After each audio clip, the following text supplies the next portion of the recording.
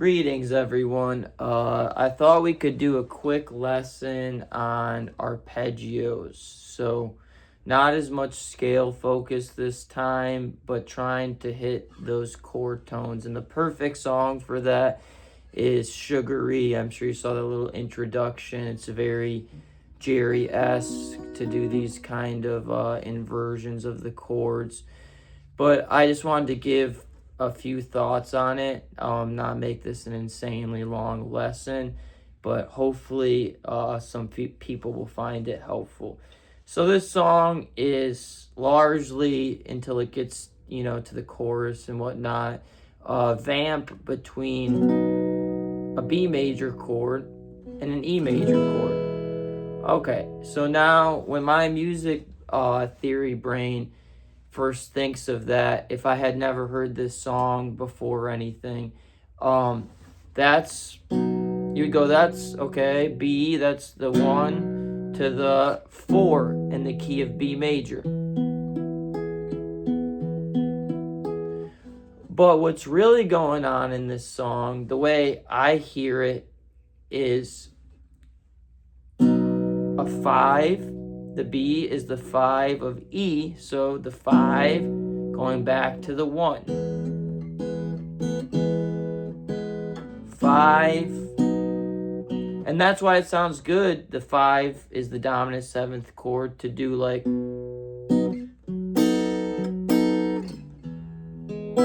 because in that dominant chord, you have that A note that makes it Mixolydian.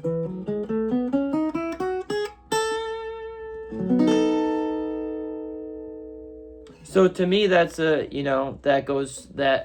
goes to show you, you can think about it in different ways. I get a little bit, it fills me with just a little bit of rage when I see Facebook groups discussing this kind of thing, long story short, it's however you look at it. Because you could, some player might say, I think of E major when I play over this. And that's fine, that works. A lot of people would say B Mixolydian, which is the same thing. And these people get into arguments, Sweet Home Alabama, is it in D Mixolydian, is it in G? They're the same notes. Think about it whatever way feels best for you. So we have the B chord. So if we make a triad out of that before we get into the 7th chords and whatnot, but we have our root note B, we have our major 3rd D sharp, and the perfect 5th F sharp. And then we're going to an E. So we have our root E, we have a G sharp in there as the major 3rd, and a B as the perfect 5th. So with that, I try to start simple. Like, take this shape. And what I try to do is try to just, you don't even really need a backing track for this. The goal should be, if you're trying to, solo over something, see if you can make it sound like the chord changes are happening without a whole band behind you. So this is very simple, but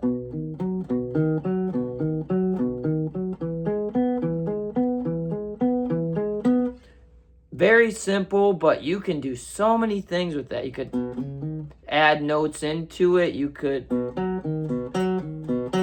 go backwards. You could, organize those 3 notes any way you want. You could add the 7th in there that we were talking about, which we'll get to in a second. But I'm basically arpeggiating the B major, 2nd fret of A on the B note, the D sharp, and the F sharp is 1, then 4 on D. And I'm just going up and changing the root to the D string to get the E major. Because what you could do, which is the same notes, just a different timbre, is do that, but I don't necessarily want to avoid that. If you're trying to go higher up on the neck, go for it. But you want to try to think, how do I at least move around with this? You know, if that makes sense. So you start finding as many of these as you can. So, you know, I think, you know, you can start thinking of just the chords. I could play a B like this. I could play a B like this. I could play a B like this, you know. Can't really get the C-shaped one up there, but there's a lot of different ways to invert these chords. So I think B, here's an arpeggio there. And then you can even look at, you know, if you Google image search, if you don't know the notes on the fretboard that well, that will help you just looking for B, D sharp, and F sharp. So I could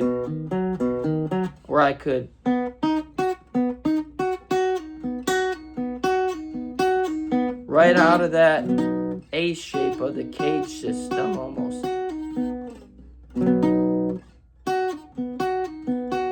I guess it could also be kind of considered the G shape. So see how I'm finding all these different ways to invert these chords. So we have this one, and you just keep thinking, what are ways I can arpeggiate this?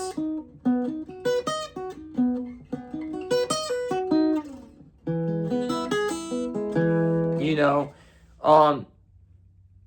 there are so many different things you could do. Or, you know, maybe start here. And then a nice trick is if you're on this lower range, jump up an octave, which means we're here, skip over a string up 2 frets, octave, and do the same shape. And that works because we're not going to the B string, or else you would have to alter it a little bit. So here's another one. And keep in mind, I'm doing root, third, fifth. You know, you could do third, fifth, root, third, fifth. There's so many combinations. But I would, if you don't know your notes, or if you do, try to sit down and, you know, even get a notepad and find as many inversions as you can. Now, let's just focus on these top 3 strings. That's a nice way to do it too. We were kind of focusing on the lower strings before.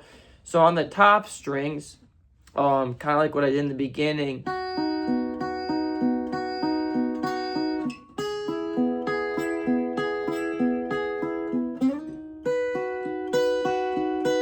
so I'm just focusing on G, B, and E here. I'm starting off with this shape of B, you know, coming from this B chord. So doing the B, the D sharp, the F sharp, and then, you know, pick a pattern or anything you want. You know, make it creative. And then I think an E's coming up. So you want to think, how do I move the least amount to get to the next E? And like I said, that's not always the case. You can move around whenever you want, but this is very effective. Instead of like jumping, like I prefer not to do it like, I mean, that works, right? It does work. But I can make a steady kind of line climbing.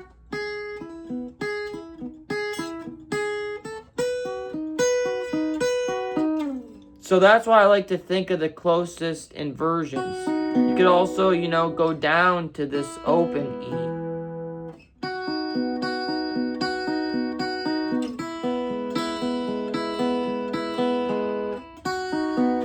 What I was doing, though, here's a good one to start with.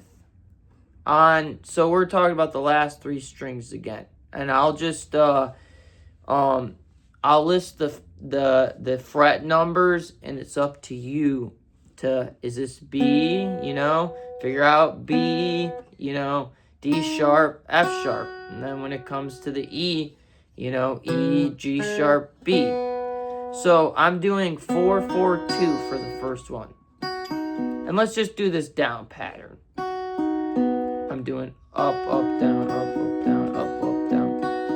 And then I think, okay, if I move my D major chord up 2 frets, that's an E major chord, right?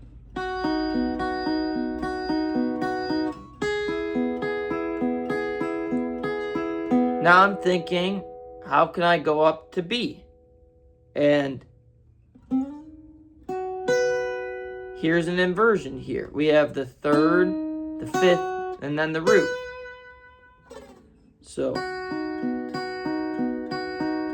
D shape at the 4th fret. Then I hop into 8, 7, 7 coming out of this beat. But that's in the beginning where I added the 7th note in, so I kind of...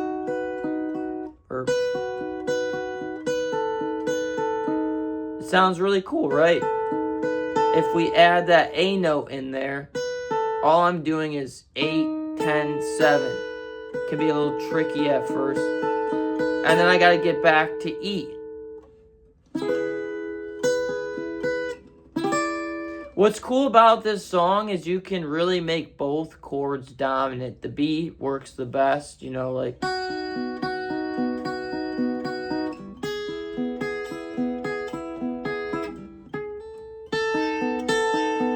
I could do... adds a lot of tension, you know, if I were to do...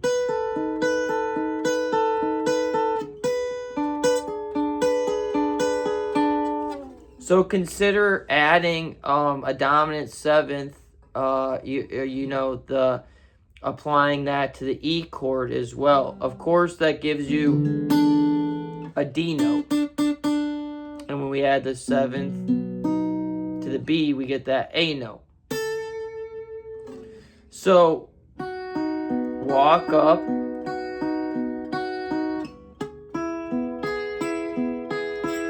Keep in mind, you can go back down or, you know, like, so let me try to, like, run a little one. Simple. Then I'm thinking in my head, B, E, and then I gotta get back to B, could go here. Or if I wanted to do the 7th, then I gotta get back to E. So I hope this concept kind of makes sense. So to kind of recap, just find your basic arpeggios first. Either 1, 3, 5, or feel free to add that octave in. You know, feel free to add the 7th in.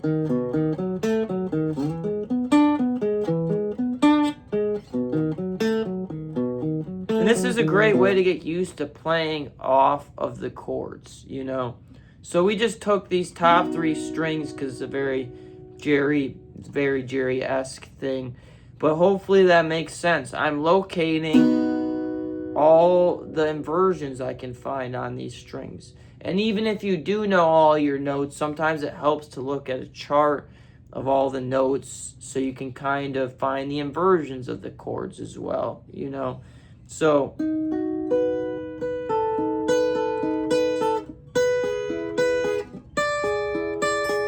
like I said, that sounds really nice on this, to add that, occasionally add that dominant into the E.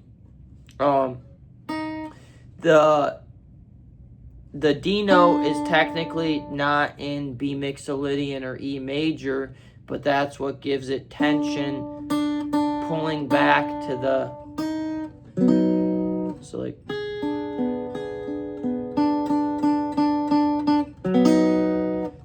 that half step pull is always going to sound good.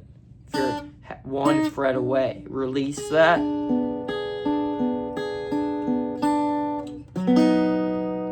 Just a couple ideas to ponder upon. Try to just play with play it through with just arpeggios and keep it simple if you have to. Even just do this if you're a beginner. If you're more advanced, try to keep going. Try to jump around.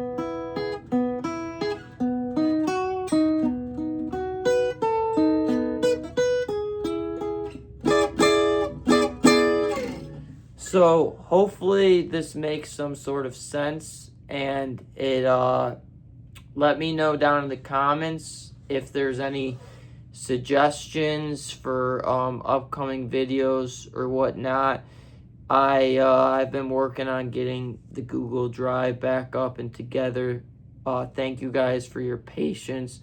Free tabs that I've had up will be up again soon.